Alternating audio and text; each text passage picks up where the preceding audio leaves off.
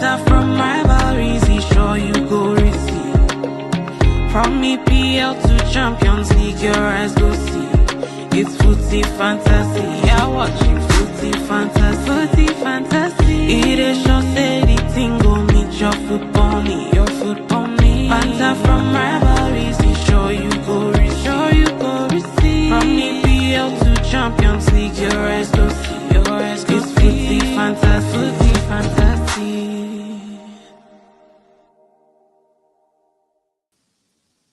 Welcome, welcome, welcome, one and all, to another edition of your Footy Fantasy podcast. Yeah, glad to have you here on this glorious Sunday, glorious for some people. Yeah, happy to have you with us once again. And yeah, before we dive into introduction of our guests, we just do a bit of housekeeping. Just growing our channel. We have our unique selling points where all our brothers and sisters in the diaspora all gather together. We invite other people outside of the diaspora also. You can also join in and we just give our views about football using our unique take, seeing it from our angle.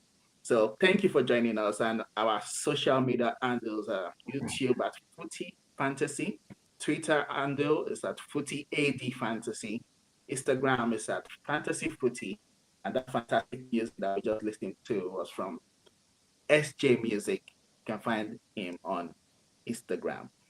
Thank you, thank you. We have two wonderful guests with us today. It might be in danger of turning into a Man United therapy session, so bear with us. But we have our great Itata, our great Spliff. Yes, sir. He's with us once Yes, again. sir. Thank you for joining Yes, us. sir. Yeah, And for we have sure, for Chidi. sure. Thank you, thank you. And we have Chidi back by popular demand. I mean, I think your previous appearance, people were like, "Who's this guy? Who's this guy with all the jokes? Who's this guy that was just too much rhymes, too much flow?" And we just said we have to bring it back. We have to have your perspective on this day. So thanks for joining us, Chidi. Thank you for having me, man. Just let me know if my voice is too low. I beg, just tell me, please. I'll try my best. I'm trying my best. It's totally understandable. It's totally understandable. I mean, as a Liverpool fan, I'm sorry. I'm going to be enjoying myself today, also at your expense. So apologies in advance. And the way you guys took that game too even annoyed me more. Like that just added more to the whole thing today. So I was already walking into the game irritated already at what happened in that 90th minute. Like really irritated. Anyways, but that's the idea. They say we have taken over Fergie time from you guys. It's Pretty much. Too much. Honestly, even for us, we're wondering like this is not sustainable for Liverpool. It's not sustainable. I mean, the last 4 games, we've had like 88 minutes winners, 83rd minutes, 95th minute, 100th minute. No, it's not sustainable. But we'll take it. We'll take it. But it's not about Liverpool. I mean, we have to start with the biggest game of the weekend, the Manchester Derby. The Manchester Derby today. Manchester City painted the city blue, won 3-0 against Manchester United, and we're going to start with that. That's our first topic today, the Manchester Derby. The review. I'll start with you, Hitata. What were your thoughts going into the game? We will not talk about the game first, but I mean, going into the game, what were you feeling? Were you optimistic? Were you thinking maybe, because United, to be fair, have a reasonably good record in the Derby in recent years? I mean, usually steal some points off them. So what were you thinking before the game? Well, glad to be with you, my brothers, two of my very excellent brothers. One is extremely happy. One is not as happy. So we'll just keep it there. Coming into the game, to be honest with you, there's been a level of consistency with how we play football and how our game is managed. So my expectation, to be honest, I did not really know what the outcome, because any outcome is possible with Man United playing anyone, unfortunately. So I didn't really know what to expect. I was only just typically leaning into of course, this is a derby. Anything can happen, But the outcome today was not such of a surprise for me. Manchester City, they're probably in their 15th solid year project, to begin with. Again, I'm not making apologies. Pep is regarded in modern day times the greatest coach, greatest of the active coaches. Mm. So, and his team play a different kind of football and of course, play the best. Forget about result. Man City played the best against Man United under Pep for some reason. And of course, the Siamese twins in Foden and Haaland, they always play well against Man United. And of course, it wasn't a surprise they were on the score sheet. So I didn't know what to expect. But at the same time, I can't really beat on my chest and say, you know what, if the derby turns into war, I can rely on Manchester United players. We don't have players that you can say, okay, we need to go to war with. In addition to that, we have a manager who is so fixed in his ways, who thinks, his method and his approach can work under any circumstance and in any situation, which I don't entirely agree with. I think it's a kind of naive it's kind of a naive mindset, but hopefully, things work out for the better. But I didn't really expect too much. The highest point of my expectation was, well, it's a derby and anything can happen.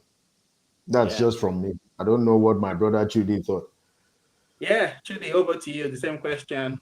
Were you feeling optimistic? Because, like I said, United have a fairly reasonably good record against City. I mean, City they beat almost everybody. So, but United once in a Yeah. while will sneak that win. So, what were you thinking before the game?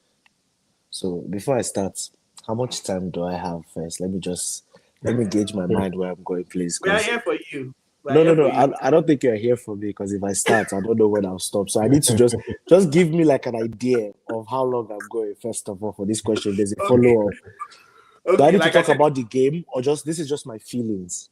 your I'm not feelings talking about the before the game game. yet. Well, Before the yeah, game, because we'll okay. go to the game. Because the Okay. reason why I always ask this is, as football fans, sometimes we ignore the reality and just go with the optimism. I just wanted to gauge your feelings going into the match. What were you thinking? Then we'll now talk about the match. That's when you Mm. can vent 10 minutes. That one you can vent. But this one is Okay, just like that's a brief summary. so I think my man Itata said it's like I think we're pretty much on the same page in terms of like it's a derby, you don't know what to expect. One. Two, also this result does not surprise me either. I mean, it could go anything but Man U is possible. Yeah. So I think I see that I have the same sentiments as he did, and how I saw it, and even though Man City had injuries at the back and losing some more key players up front, which I wouldn't really call them key, but still, it's still Man City. They still have the structure. Rodri's there. There's the structure is still there. But I was looking at that. Maybe that could just give us a little inkling, or the fact that after the last, I mean, yes, people are saying that Man City is below par. I'm like people. I personally think a lot of people need to calm down with all that stuff. First of all, like yes, they lost against Brighton, and it was Brighton literally. Yes, they contained them and took advantage of moments. Yes, they had some more chances than they did, but you don't just gauge a team and say, oh, after one game or two games, more injuries, and you feel like, oh, the whole castle will crumble. And a lot of actually very intelligent analysts were saying stuff like, oh, Man City is crumbling. Nah, this is a very below average Man City. I think a lot of people need to calm down, first of all, Mhm. with that statement. But yeah, generally, it was 50-50. I didn't know what to say about it. And the Man City that showed up today wasn't the top tier Man City, but it also was not average Man City, in my opinion. But so Okay. yeah, I think we're about the same sentiments. Yeah, All right. I'll quickly take the first comment of the day. Ayo is here with us. Thank you for of course joining he us, is. Ayo. Of Chidi say, course of he course, is. it's actually they find free therapy session. It go better. Don't worry, we're about to proceed to the therapy session now because we're going to talk about the match. So the real therapy session starts now. Well, I watched it. I mean, as an observer, I wouldn't say I was a neutral because, of course, my default setting is United United should lose first. But of course, my scenario would have been a draw. I would have wanted, I would have wanted City to, because you're right, Chudi. I think people are too hasty to write City off. So I would have loved the draw so that City would be like 8 points behind Liverpool now. But yeah, but 6 points is still not bad. But I'm not writing them off completely. So I watched the match. I thought it was a bit the balance before the first goal. I think United were acquitting themselves well. And I think generally the energy levels for United was fine for a derby. I just think the organization was not there, like you guys have mentioned. The organization the defending was not great. And yeah, Ireland, I think Ireland always has an axe to grind against United. I saw him making like 4 defensive clearances. Ireland. Yeah. There was one time in the second half. Ireland was the one heading away all the crosses. He was the one clearing the ball. Yeah. I mean, this guy he was playing defender, was playing attacker. He was like he always had something to show up against United. So I come back to you, Chidi. What were your thoughts on the game? And do you think it was a deserved loss? Or do you think maybe the 3-0 was a bit flattering? Okay, so bear with me. I have a little background noise in my back. Do you want Itaka to go first? Or can I go with you? Is the noise or less? It's not too bad. The noise is not too bad. But when you think of moving to a different spot? No. I mean, I can't really move. I mean, I'm just going to be here fine. But no, it's not loud. It's not loud? Okay, fair enough. No, it's not loud. No, we can hear you. So basically for me is this, right? In terms of how the game went, I would say a few things. The insurance salesman. Hey, Jesus Christ. That's Ayo's nickname. I was just playing with the comments for people who are not watching the stream. Sorry to cut you off. So I just playing with the comments so that you can go ahead. For people not watching, Ayo's making a comment about insurance salesman as noodles of Radcliffe. That's Ayo's nickname from Amorim. Yeah. This is what I see, right? Like I think this is the one time, like in terms of like, I mean, I think generally in the game and whatnot, each team had their own. We had our moments. I don't think anybody that saw that game that said we didn't have any moments. So we had our moments and whatnot. And other than that first goal, like I think that first half like was a solid like we did our thing. That City had their own threats. We had our own threats, but we did just nothing was just forthcoming. And when the first goal came on, when the first goal happened, a lot of people say, "Oh, don't point fingers, Bruno. Don't point fingers," and this and this.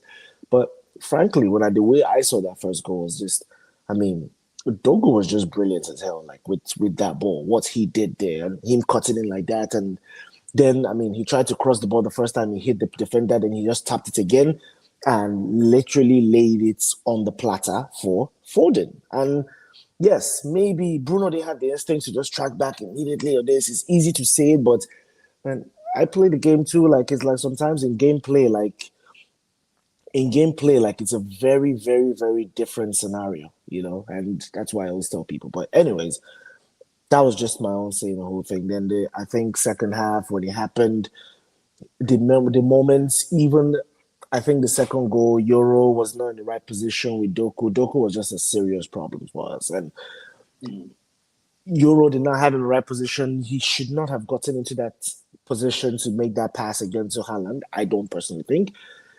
He got the better of Euro in the first half. In the first 2-3 minutes of the game, same thing happened. But all in all, I think, Amorim definitely got the setup wrong today, in my opinion. I don't think Nasraoui should have been playing the right wing back. I think that was a major, major problem there.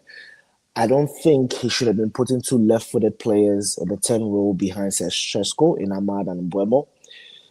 I personally think Ahmad should have gone back to that right wing back situation. He should have pushed Bruno further up there and had somebody, either Casemiro and Wate in the middle or Maino, whoever he's feeling makes the most sense for him. I personally, in this situation, as crazy as it sounds, I would have put Casemiro in there, had Wate doing the legwork and knowing that Casemiro, when he gets the ball, he's going to find somebody in transition while we just keep holding back. I thought that would have been a much better setup.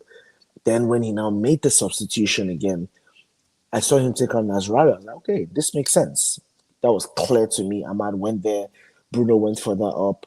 Kobe Mano came in the middle with Duarte. It was like perfect sense. I do not understand what Maguire was coming in for. Yes, Euro wasn't having a clue. I don't understand. I still don't understand it. It was scratching my head. I was like, are we trying to go for the Maguire screamers now? Is this Yeah, at the 60 long ball. second Trying to at the head the ball.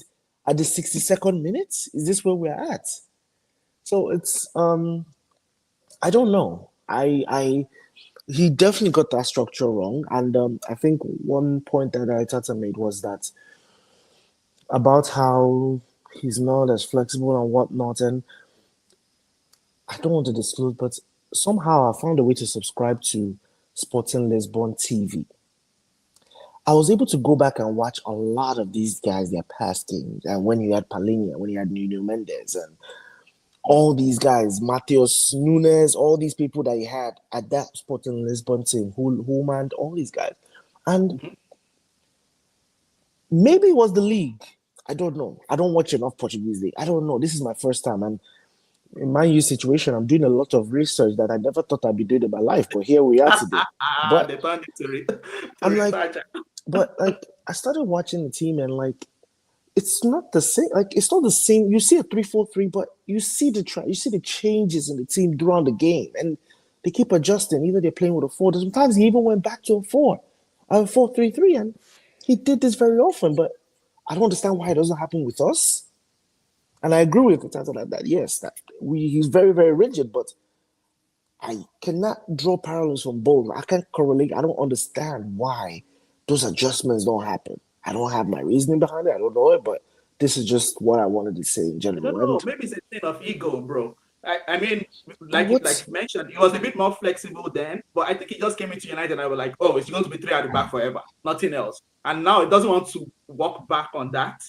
I don't know. For me, it feels like maybe it's a thing of ego, but why won't you be flexible enough if something is not working? Try to be a bit flexible.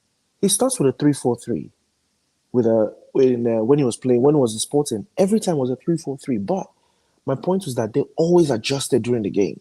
There was so much gameplay adjustments. Like sometimes you go with a 4. This guy, Mateus Nunes comes back. This person, this Palinha was there. Wate was there. All these guys were there. Like they adjust so swiftly and just very very cohesive unit. Then but I just don't understand that this situation. How we start with a 3-4-3 and we keep it till the end of the game. No matter what's happening, he just changes personnel, drops the personnel there, hoping that person is going to do magic from what the other person was doing. And I don't know. But these are just my own grievances for now. Over to Itata. Well, I mean, let me take the final comment from Ayo before we proceed. Sorry.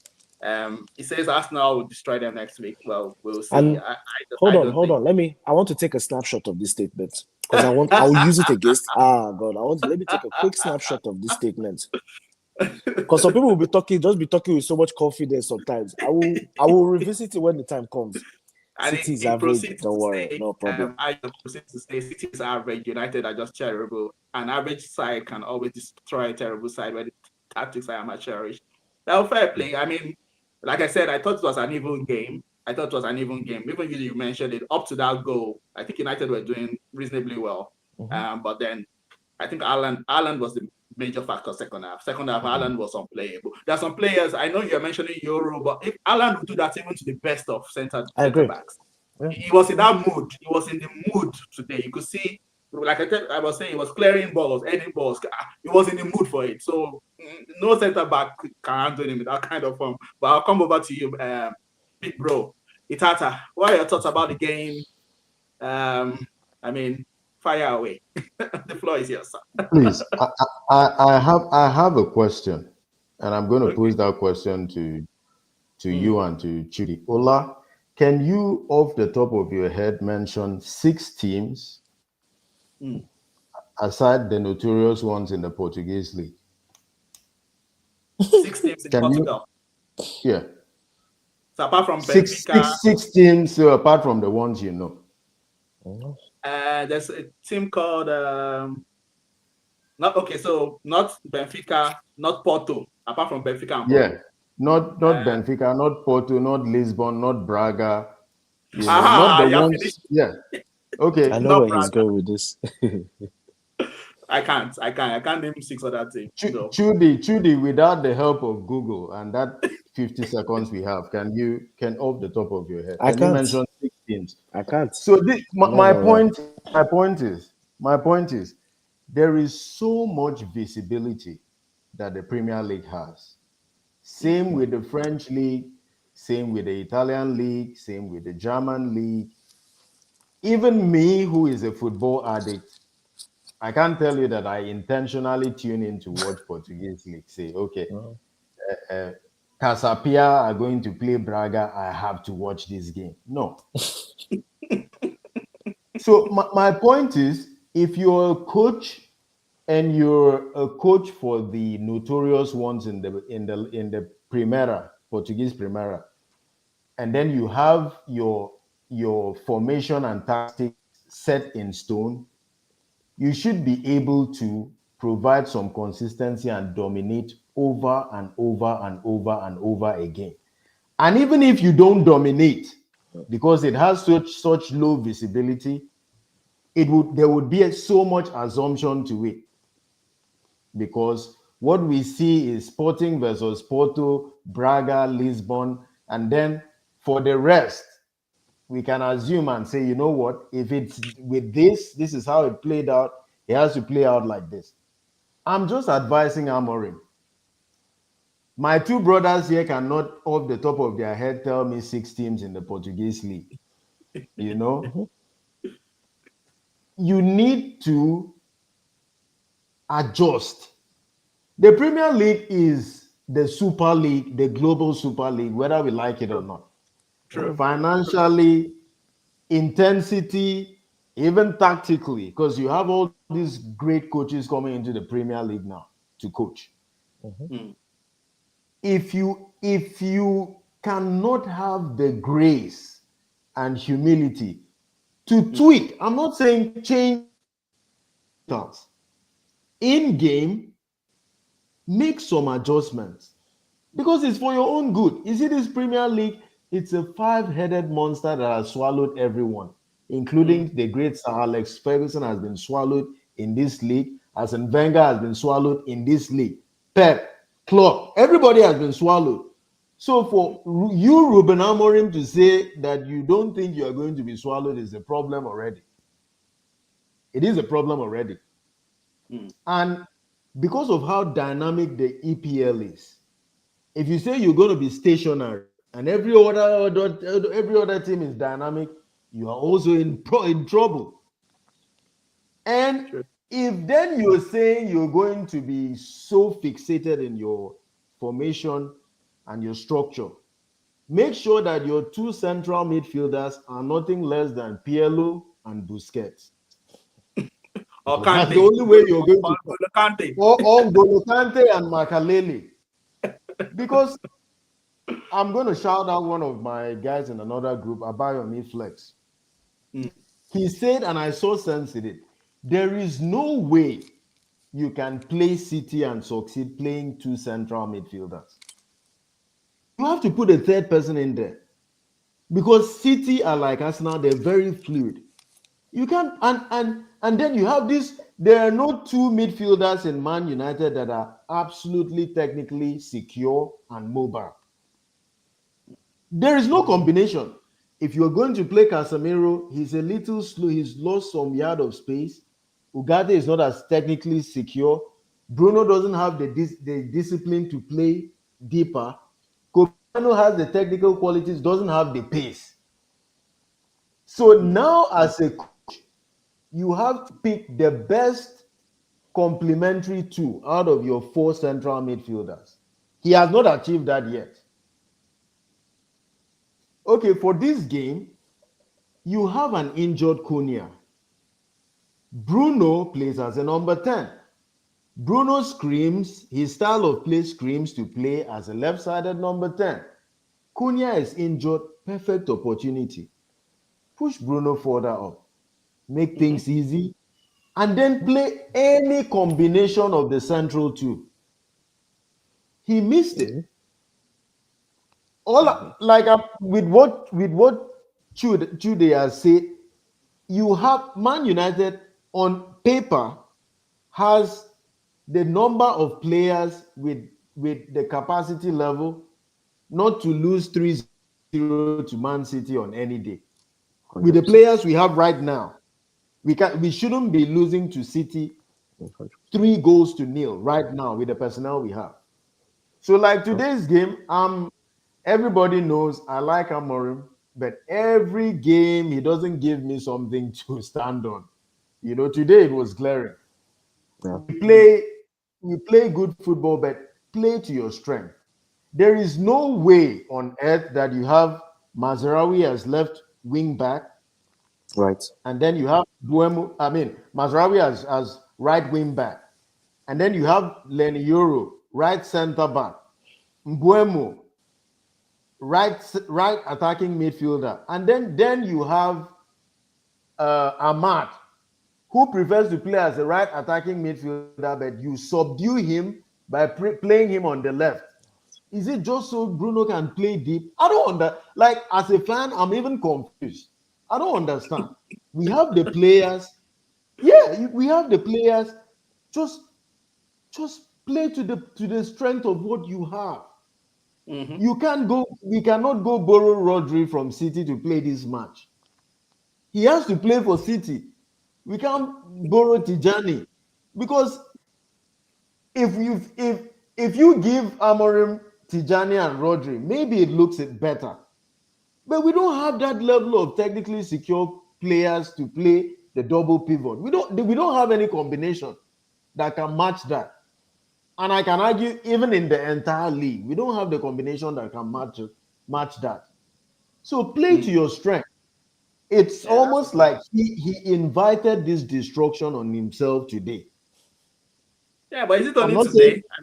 I'm I not. mean, Yeah, no. What it's I'm record in saying, the we are Premier talking League. about the derby. We are talking about the Yeah, derby. okay, I'm true, just saying, true. this day he invited this destruction on himself. It 100%. starts with him. I'm not saying players on their own have to be. I always say players need to be accountable to themselves when they are on the ball. That Fair also enough. plays a part. That also Mm. plays a part because there's a moment in the game where Bruno had 3 opportunities to deliver a cross to the box, but he kept picking out Haaland for some reason. He kept picking out Haaland. There was also a time in the game where Dogu drives in, square the ball. There are people on the edge, just square the ball. So Mm. there is a player accountability there that robs us, but then the coach also, because one thing leads to the other. Maybe if the coach sets up the team to the best of the ability of the players, maybe we don't get to see those mistakes. That's how I'm looking at it. But I think Amorim, in all his wisdom, should be flexible.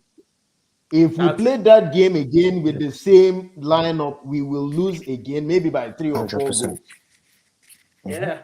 Like you mentioned one keyword. It's not just the flexibility, you have to have the humility. That's one thing. I won't say that I'm blowing trumpet for Slot, but Slot, when he knows that I've messed up, he tries to quickly rectify it. Now there's sometimes we too will be vexing that guy, do something. And sometimes maybe it'll take 10 minutes more, but eventually because you guys, we have been watching football for decades.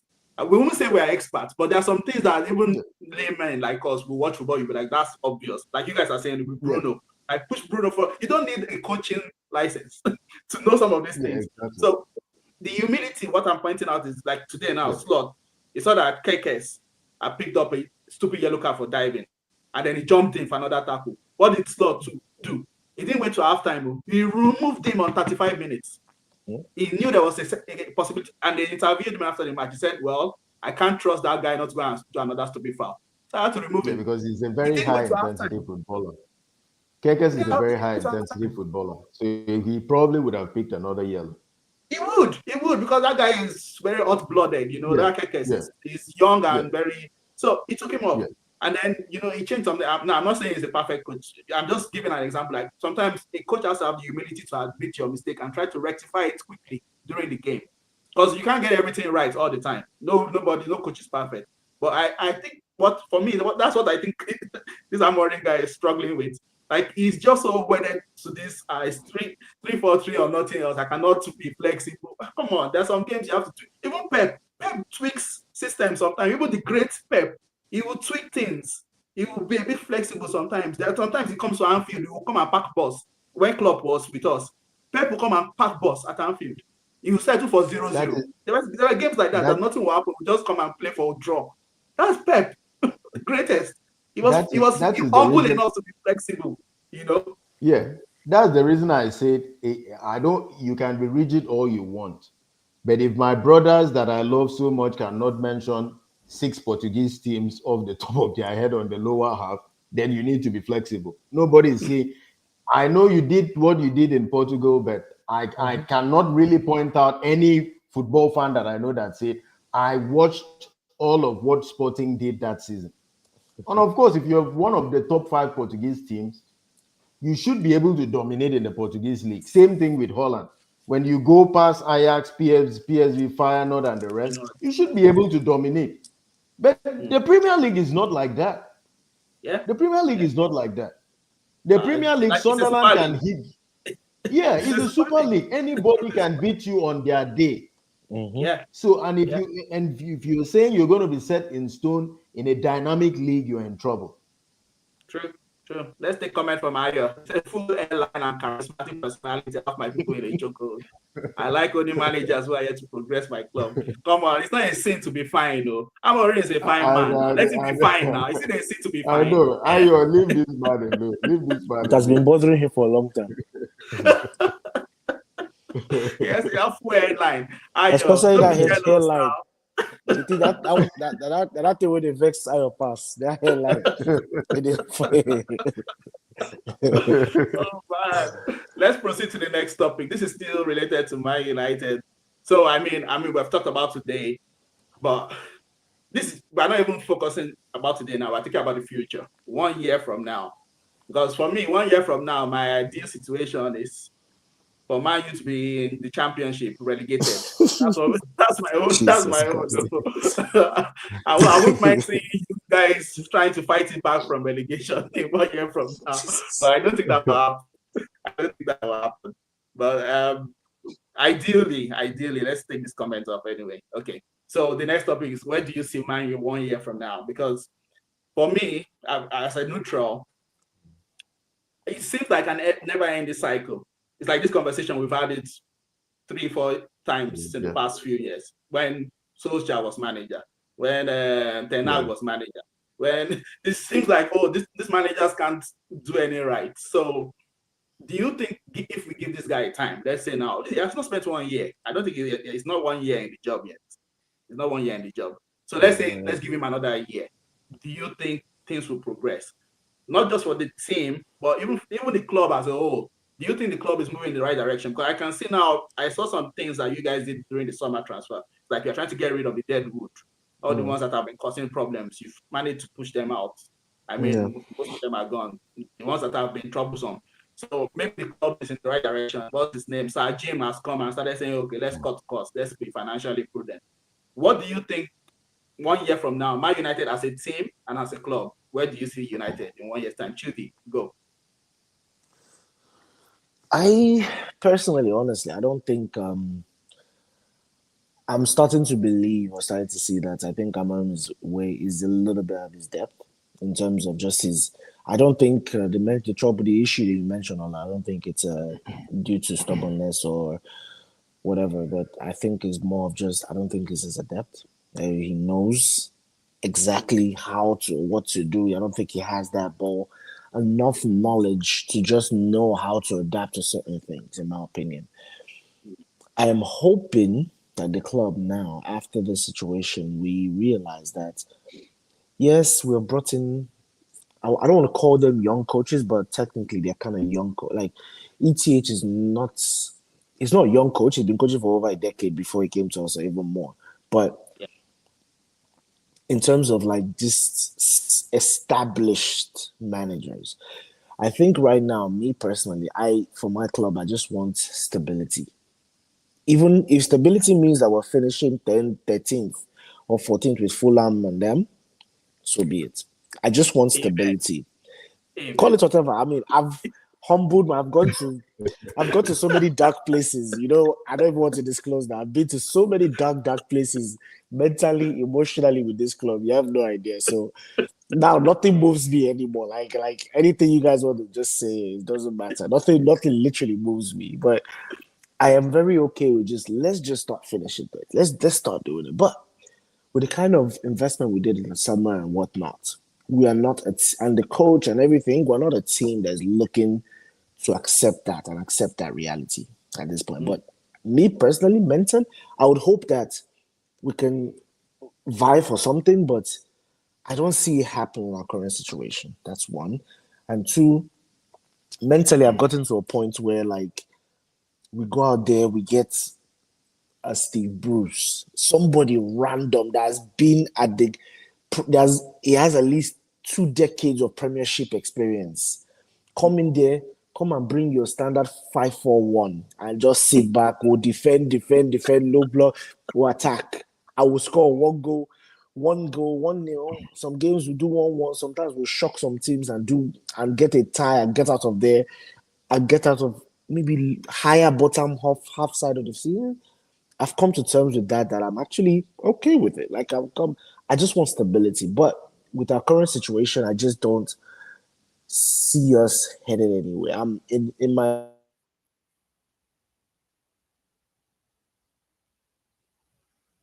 Okay. I think we've lost Chidi there.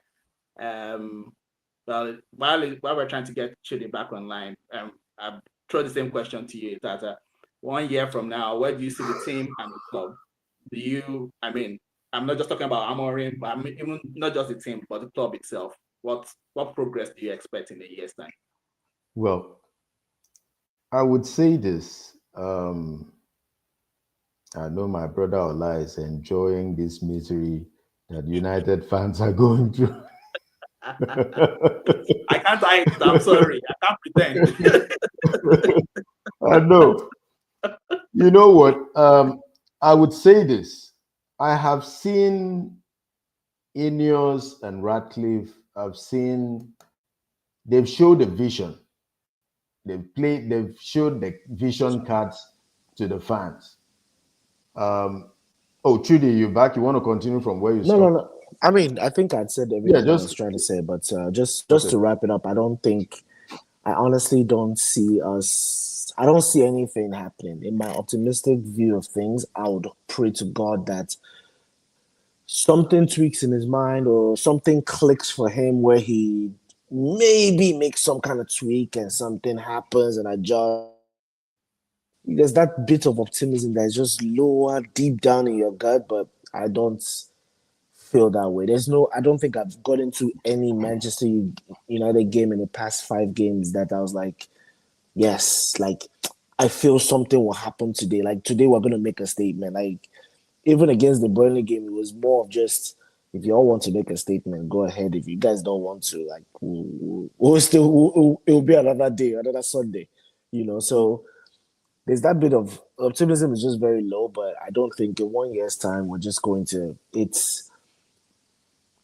I don't think at this rate Amorim makes it to the end of the season, and if he leaves, I just pray they don't bring in another young person from another place and just do it now. I think the focus should be stability more than anything. Not to sidetrack, but I'll throw something there because now you've brought up the fact that he might not make it to the end of the season. He might not even be here in the year's time. He might not be at United. Now there was speculation that Oliver Glasner from Palace, that United have been eyeing him up, and he has a lot of experience playing 3 at the back, so it'd be an easy fit for him to just come in. So Oliver Glasner, either of you, would you take him if he came now? Because I mean, he has done very well at Palace. He has won them trophies. He's gotten them into Europe. What would you think if it was Oliver Glasner coming in for? Because that's speculation for it that this might happen. For me, I definitely like Glasner. I'm a fan of his.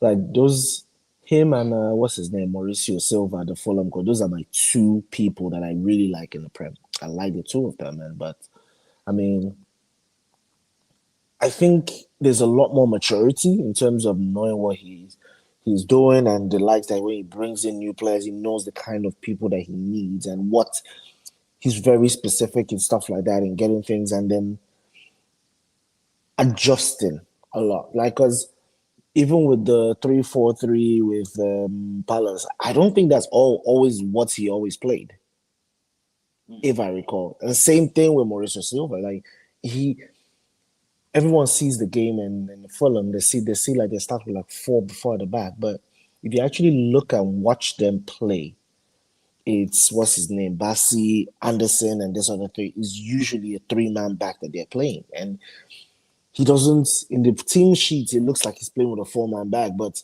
you now see how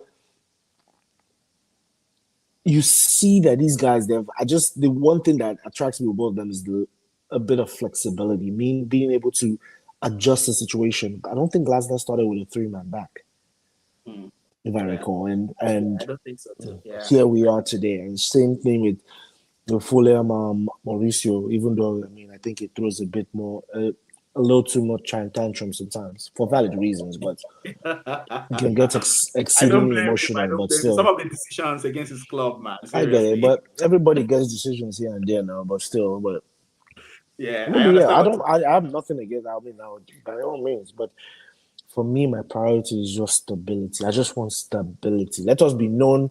Hey, you know what? We're going in this week. Us against XYZ team, there shouldn't be any surprises. We should be fine. This against this team, 50-50. Like, I'm tired of just walking into every game like, let's see how it goes. It's tiring. That's the worst state for a fan. I'll come to you now, Tata. When a fan becomes indifferent, and the reason why for Liverpool fans, we too have experienced it. So that's why I have a bit of empathy sometimes. It didn't get to this level. Even No, under no, Brendan no. Rodgers, it didn't stop it. I No, don't we didn't think go it to is. It didn't get to this level. No, but under Roy Hodgson, it did. So that what I'm telling you is under Roy Hodgson, we became indifferent. We're like we don't even care about the club. But when a fan gets to that state, that's when you know that when you don't even care about the club again, whether if you like go and lose, if you like go and draw, you don't even care. We got to that stage. Was Not that. I don't remember. I don't remember. Liverpool. You won't now. You are United fan. Oh. Other Hodgson were close to like 14th or 15th before. The good thing is they sacked him quickly. They start Roy Hodgson quickly. That's why. But our own was not a prolonged period. But we had that brief like 8 months of him where things were really bad. Like we were losing to they're beating us at home. All this one that you're losing to Greensby. We're losing things like that under our Roy Hodgson. we had it, just our own was not prolonged and we didn't go as down as 15th. I think 8 was our lowest. Fair enough. Okay. Yeah, so I have a bit of empathy in that way that when you get to that stage as a fan, when you're like, I don't even care again. If you like go and lose, that's the worst state. When you don't even, you're like, take it or leave it. I don't even care about this thing. So we come to you now, Tata, 1 year from now. What are you expecting? Sorry, I know you already started answering. Go ahead. No, yeah, I think I'll break it into 2 parts. So 1 year from now, Man United infrastructure, I think it will be better. We might have we will start putting lipstick on headlamps. We are good with decorations, flower. We will be spraying perfume. If it is infrastructure, I think it will be better. They've already upgraded Carrington. I think they pumped in £50 million or something like that. Carrington looks brand new. You walk in, they even have robots that tickle you. You laugh. Just everything. So infrastructure wise, I expect in a year it would get better and better. Now, what concerns me is on grass. What I've seen from when Amorim took over until now, I've seen improvement, but it's not pronounced improvement. And I'm finding it difficult to say that it would get better, especially the fact that he is being very rigid. I think there is something that he sees that we, the fans, don't. That's what I want to believe. And maybe he's seen something and he's waiting for that thing to come to fruition. But as a fan, I can't see it. My point is, when you fail to maximize the reality of your resources, maximizing it means, because so far you can't complain about backing. I know he hasn't really gotten brand builders, but if you're a licensed coach, do you really need to replace every position for you to show your work, right? For instance, now Ola, they hire you to work for a company. You go in and there is a desk, there is a laptop. You're not going to say, change this desk, change this laptop, change this table. I don't like this pen. Give me a brand new paper. I need a new printer. No, you're going to start work, right? With what you have. But we've given him Sesko, Cunha, Buemo, Dogu, a new goalkeeper, and Lamont. We'll keep giving, giving and giving. At what point do we really say, okay, you have all of this ammunition, right? Try to make the best out of it. So today's game sort of discourages me a little bit. So I have concerns with what happens on grass. Away from grass, we will have a swell time. Man United will have 15 new bosses. We will build Revenue. factories. We will build factories. There will be Manchester United rice. We will start producing rice. We will do things concerned with grass. We will do it well. Yeah. But anything on the grass, I can't really see the light just yet. I'm supportive. I'm hopeful, but now it's almost like I don't really know what my hope is standing on, because I can't really see the willingness for this man to be. Today really struck me hard, especially the fact that Cunha is injured. We say over the years, I'm not everybody knows I'm not a Bruno guy. I'm not a Bruno guy, but statistically, he's been the most creative. He's been one of the top scorers consistently. Now, Cunha, who is an offensive player, is injured.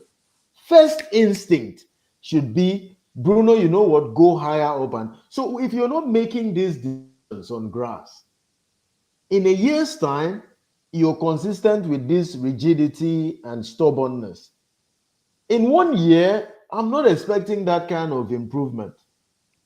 I think there will be some sort of progressive stagnation. That is the best way to put it. It will be what we are now, maybe 2 steps forward, 5 steps backward. You see what I mean? Me, It will be 2 steps this week, 3 steps next week, then we get blasted and we fight back to where we were. I think you guys really even have a good opportunity this season because you're not in Europe. You're not. I mean, this is a chance for him to, because you have 1 week between your games for most of the Premier League games. This is a chance for him. That's why I'm thinking maybe with more time now that he has in his hands, maybe he'll be able to get the players to buy into whatever he's trying to sell. Like how you say, insurance salesman.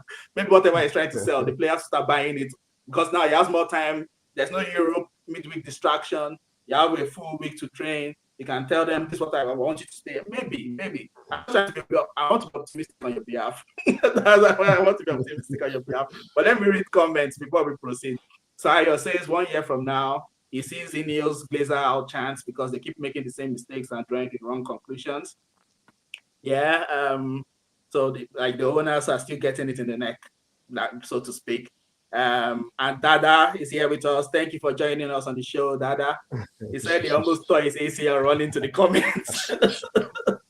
He has been, as a Liverpool fan, this guy is a Chelsea fan. He has been enjoying Man United's demise even more than Liverpool fans. If you see him on the Facebook group, he has been firing comments everywhere today. So he said he's here joining us today, but he has some serious comments. He said United problem is not manager related.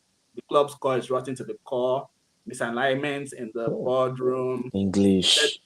Unlike Liverpool, he says we were making structural changes along the way. The signs were there. And he concludes by saying United are a horribly ranked club with the ego of Real Madrid.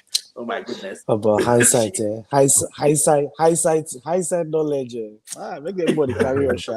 This thing is taught by Tom, Sha. That's all I know. And when that time comes, I remember his name, Sha. I remember him. I remember when Facebook You chat. have taken screenshot of his name. Omo, I don't they I, keep everybody information. I'm just I, carrying tally. I just writing things down. Receipts. That's all. at Everything least, is taught by Tom. at least that I can speak with confidence because Yeah.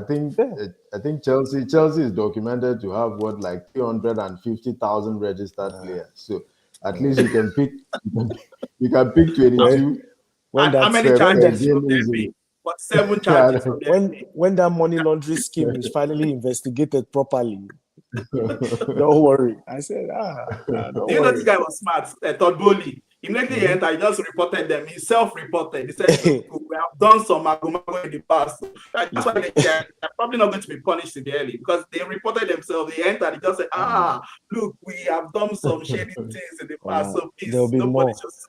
There'll be some more things that will cover. Just give it time. It's all a matter of time. We'll all be here. Don't worry. Yeah, Give but it to the time. point, though, when he says horribly wrong club, I see United, Itata mentioned it, off the pitch. That's when people keep saying, oh, United have no money, they'll go bust. You guys won't go bust. Your revenue making money giants. Like you guys will sign deals everywhere. You're still going to be big in Asia. You're still going to be big all over the world.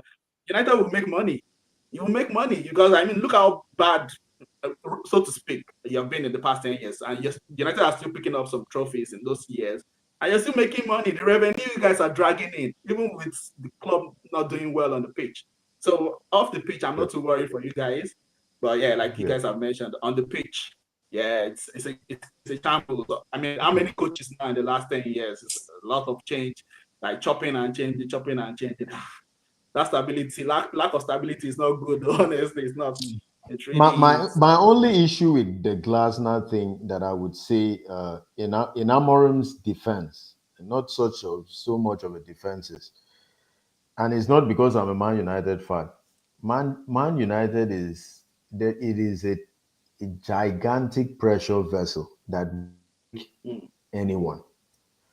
Yeah. So Glasner at Palace with 5 interviews in 1 week, and Glasner at United with 30, 35 interviews in 1 week is different. Glasner with a fan base of maybe give or take a few millions and a global 3 billion fans globally, chatting into your ears. It's a different ball game.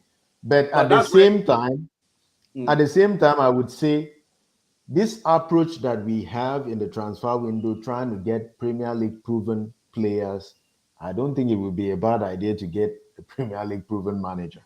I'm just saying, if eventually the club decides, you know what, Amorim, maybe this shoe is too big for you.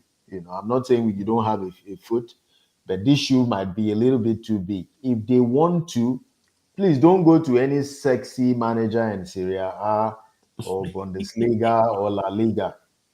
Stay in this league and pick a Thomas Frank, just the guy at Fulham. You can stay in this league, pick a Premier League proven manager with them. If you have to send Amorim away, or to put it better, when Amorim decides to send himself packing, because with this level of stubbornness, that might be what will happen. If the club needs to get a new manager eventually, let them get a Premier League proven manager. And I don't care, even if Capello is available, I don't want him. I want a Premier League proven manager. But like I said, the pressure vessel that is Manchester United is a different ball game. Yeah, but like Chudi mentioned, I would still say go the Premier League proven route when Amorim decides to ship himself out.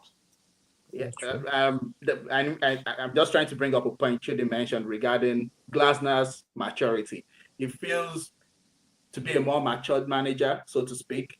I mean, I think he has been coaching for longer, and maybe I understand what you mean by Man United is a big pressure cooker, but sometimes in that case, you need a manager who is a bit more matured, who probably can handle it better. But then we have seen some of the matured managers who came to Man United Mourinho, Van Gaal. I mean, those two are experienced. They're Champions Yeah. League winners. They've coached for Yeah. this club still crushed them. Yeah. So So yeah, that's true. That's true. That's true. So let's take the final comment from this section before we start rounding up. Ayof says, guess who recommended Thomas Frank or Dan Ashworth, and they ran him out of the club because Radcliffe wanted to play football manager. So they recommended Thomas Frank for you guys, and he I didn't didn't know accept that. it. Wow. I I think that didn't know that. information is new to me, but maybe I didn't know maybe that. Ayo knows what I don't know. It Dan doesn't Ashworth, sound something. It doesn't sound something left field. This looks like something Man United would do. yeah, but that Dan Ashworth thing was it was very unusual. How many months? It didn't Yeah, spend up to a couple of months before 3 months. they kicked him I out. think 3 or 4 months. I think 3 or 4 months. Yeah, that's one of the things. Yeah, that you need stability in the background too. Anyway, we know we're talking about Chelsea getting some charges, but let's go to the big dons of financial fair play charges. The big dons. They played today. Nobody remembers that they still have this financial fair play charges hanging over them. But we just want to have a quick word about it because last week there was a settlement between the Premier League and Manchester City over a different case. It was the APT case, the Associated Party Transactions case that Man City had taken them to court and they settled. In fact, the other Premier League clubs actually wrote to Premier League and said, guys, Alpha, this settlement, let us know what are the details of the settlement. What's happening? Who paid who? Because, of course, when they both of them put out statement, identical statement. Premier League put out the statement, Man City put out statement, was identical. So we don't know who settled who. But so now people are saying it's going to impact on Man City's 115 charges. In your mind, what do you think is the likeliest outcome? They're supposed to have given us a verdict before the end of this year. Where do you think this is going with this Man City? I will start with you, Tata. Well, I was just looking at it. If the verdict is steep, Manchester United will probably have 22 EPL titles, and Liverpool will have 21. If they're going to be fair. But yeah, I was looking at it. 54 failure to provide up to date financial report. 54 charges. 14 charges for failing to provide accurate details on player and manager payments. 5 charges for complying with UEFA FFP. 5 profit and sustainability rule breaches. 35 charges for failing to cope with premier. I mean, these guys. I mean, I was looking. I was looking at it. I got confused, and there is so much going on. But with the delay, I just hope the Premier League, because this is give and take. Man City is also a contributing factor to making Premier League a Super League. But so I'm thinking everybody thinks the punishment will be steep. I don't think it's going to be steep. I think it's going to be monetary. They will tell them to pay heavyweight fines. I don't think they will. I doubt they're going to be demoted to the next division. I don't think so. No. The highest possible thing for me that I think might be possible, they might take some titles away, but I don't think they're going to be demoted. The big one is I think they're going to pay. I think FA will use this opportunity, the Premier League will use this opportunity to make money. They might tell them to pay record-breaking fine to cover. I think it's from 2008 till about 2018. I think that's the stretch. Yeah. So they'll probably say maybe 100 million per season of infraction. So I don't know.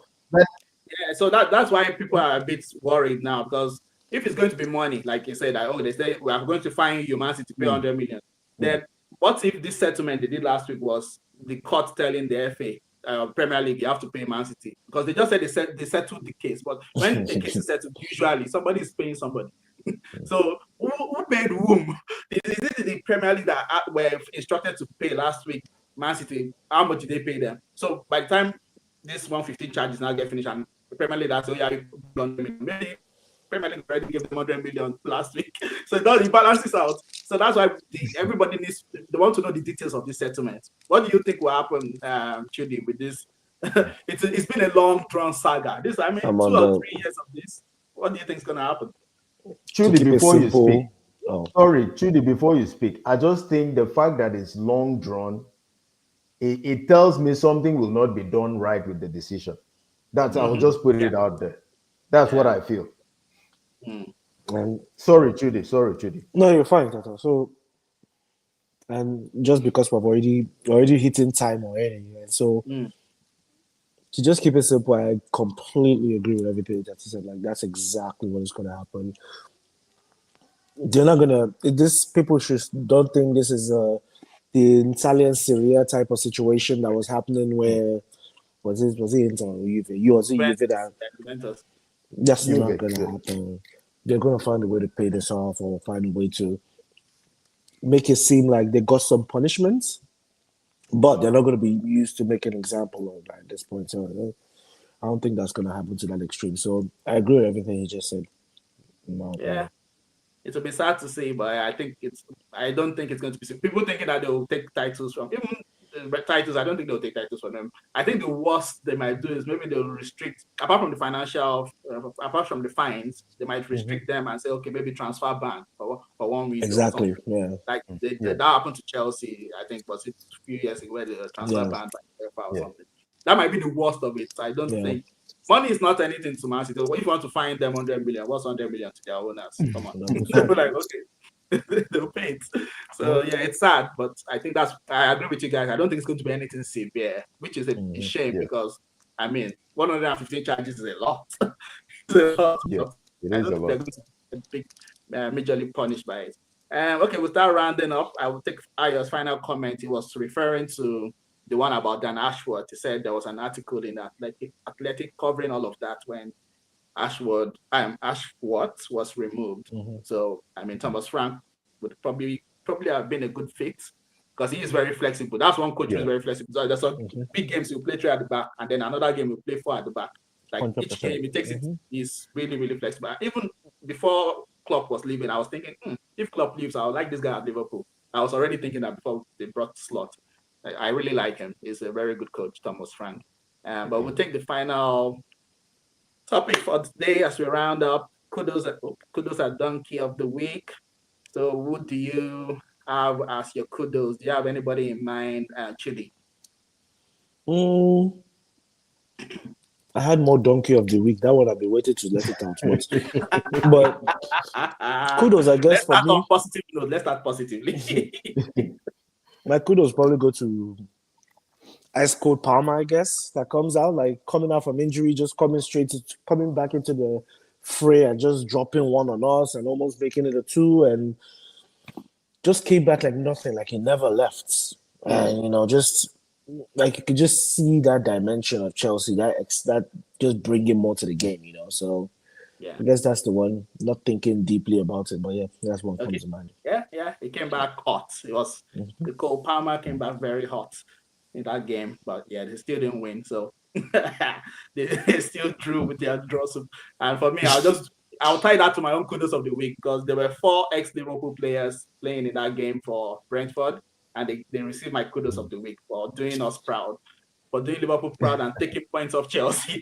The guy that even scored was the guy we just sold to them last season, Fabio Capello, the guy who scored the equalizer for Brentford. Oh, yeah, I remember him, the Brazilian. Yeah. And Jordan Henderson, he was on that set up the first goal for Brentford. The goalkeeper is from Liverpool. One of their centre backs from Liverpool. So it was just like Liverpool alumni playing for Brentford, and they did us proud. Kudos to them. They did Liverpool proud. With that, kudos of the week, please. My kudos is for the Derby d'Italia yesterday. Oh my God, what a match! 4-5. I think that is the game of the season for me so far. It had everything. It had everything. And the great Lilian Thuram was in the stands. He must be the proud father. 2 sons scored and played well. And that Kefren Thuram, man. Man United, what are you doing? We need a midfielder. He is so good. He's so good. So Derby d'Italia was a thriller, 7-goal thriller, except with super game of football. And I would just chip in here. Kudos to Cape Verde. They're 3 points away from qualifying to the FIFA World Cup. A population of what is it, 200 or 300,000? The population of Lagos is 18 million. Population of Lagos alone is 18 million. I will just stop there. But kudos to Cape Verde. Please, don't let me think about that Nigeria World Cup qualifying again, please. I'm already like they increased the sport to 9 spots for Africa, and we are still struggling. It's okay. Please, thank you, Chudi. It's okay. I don't even want to think about it. I don't want to think about it. Yeah, please tell us your donkey of the week. You have been holding it, Chudi. So my own donkey of the week, Marinakis, Nottingham Forest owner. Mm-hmm. And I'll say this here, not to get philosophical, but I feel like human beings like that is the problem that we have in this America today. The level of entitlement in this country, like I feel like things just happen and you feel like, no, there should be more. There should be this. Yes, I'm not saying don't strive for more, but like you almost just have this false sense of reality, just forget it because of how pleasant everything is. And I say that example is the fact that like I remember during the last game of the season or something, or last 2 games where Awuni now got that slammed, that injury, and the guy was now like, what were you doing? Like, why would you even do this? Like, this man was actually annoyed at the fact that he wasn't getting into Champions League or something like that, if I recall. I don't know, but he was angry at that. I'm like, bro, like 2 seasons ago, like you were doing relegation fight left and right. Like this man has brought you guys from hell, and here you are, like you're out here complaining about getting into trying. I mean, yes, I understand the ambition. Then you now decide, oh, you guys. I mean, yes, I know the whole issue with what's his name, Nuno is comes from also Edu and everything, but I can see the ambition bringing Edu from Arsenal, all this stuff. But at the same time, like I honestly feel like in my heart of heart, like I mean, I can't wait for reality to happen with this Ang situation. They want to do Highline with Nottingham Forest and Beast, no problem. I'm just waiting patiently for that situation to eventually manifest, but we'll see how it goes. Let me leave that alone, but that's my own donkey of the week. I mean, to back up your point, it's also another thing to do with, what do they call it? Man, no man. What do they call the opposite of meritocracy? The one where you just, what do they call that thing now? Where you just give your children or your friends positions. I know exactly what you're talking about, but it's not nepotism. Yeah, thank you, my brother. God bless. I was looking for that one, nepotism. Because Ange is officially Australian, but he's Greek, like Marinakas. So that's why he just people call this. I'm not even joking. I think there was one podcast. Even this was long before the season started. Somebody said this is going to happen. That Marinakas will sack Nuno and put in Ange. Some journalists had already called this even before the season. Yeah, because they just know the kind of person he is. So I agree with you. That guy is something else. That Marinakas is something else. It's entirely. We should keep an eye on him. I'll do my own kudos and then Itata will finish. And there's one Ghanaian guy here who's trying to rub salt in our faces. So I'll read his comments because I know these Ghana people, them. He said, I forgot about World Cup qualifier. Let us know if you guys need any Ghana must go back to pack your stuff. It's not your fault. Don't worry. He said Nigerian artists can come and perform Afro beats on behalf of Ghana. No problem. You go there and you come back in the first round as usual. Don't worry. Asha, the last time you won the Cup of Nations, whoever was born in that year, 1982. Grandparents now. So chill. Win AFCON first before you come and talk to us. Win AFCON. My own donkey of the week is this guy, Goodmanson. He scored one of the best own goals I've seen in a long time. That's the Leeds player? Sorry? The Leeds player? The Leeds player. Yeah, he scored the Fulham against Leeds. That was the last minute corner kick, 94th minute. If you see the conviction which he headed this ball from like 15 yards out, as in, it's not even like a mistake. It's like he deliberately did it out. I was like, what's wrong with this guy? I had him in my fantasy team, so it's personal. It's personal because this guy got 0 points for me with that stupid own goal. He just headed the ball from like 50 yards out, like fantastic header. Just put it his way. Jesus Christ. No pressure. I was like, man, this guy's donkey of the week. I'm giving him donkey of the week. Sorry, you can go ahead with your donkey of the week. My donkey of the week was it happened a few hours ago. Manchester United, Amorim, Radcliffe, the entire institution failed the fans. You're sounding like They were Tupac. acting like everyone was acting like they're using Ogogoro to chop cornflakes. I don't like that. I don't like that at all. But the other donkey for me, I will say donkey of the week will go to the Nigerian Football Federation. You can't be experimenting World Cup qualifiers with 2 interim coaches. Yeah. That is naive. That's childish. You guys need to fix up and start thinking of the next World Cup. And if I may ask, if you go in and ask anyone in the NFF now, what are you doing for 2030 World Cup? They look at each other. There is no plans, nothing. They don't understand. For every World Cup you miss, you set back your football by 4 years. Exactly. That's why people like it's just what it is. It's just what it is. It's just what it is. So, donkey, Manchester United and NFF. Well-deserved donkeys of the week. I agree with you. Well-deserved. So we're coming to the end of the show. I'll just quickly take YouTube. Our social media handles once again. Flash it on the screen. Please like, share, and subscribe. We're growing, but we want to grow larger and quicker. So help us to share, spread the word. YouTube channel is at Footy Fantasy. Twitter handle is at Footy AD Fantasy. Instagram is at Fantasy Footy. Team music is from SJ Music. You can find him on Instagram. I hope you guys enjoyed the therapy session for the Man United fans. It was free. I'm so kind like that. I do free therapy sessions. And I hope all of you enjoyed our show today. Thank you, Judy. Yes. Thank you, Tata. We appreciate you coming on. The comments, Dada, Ayo, Asha, thank you for jumping in on the comments today. We missed Oga Kwame. Oga Kwame, we would like your thoughts, please. We didn't see you today, but please let us know your thoughts, Oga Kwame. By popular demand, the people are asking. We want your thoughts, your reaction, Oga Kwame. So that's it for today. Thank you all. Take care, Catch guys. you next time. Thank you, guys. Thank you. All right. You're watching Footy Fantasy. It is your steady thing will reach your football needs. Banter from rivalries, he sure you go receive. From EPL to Champions League, your eyes go see.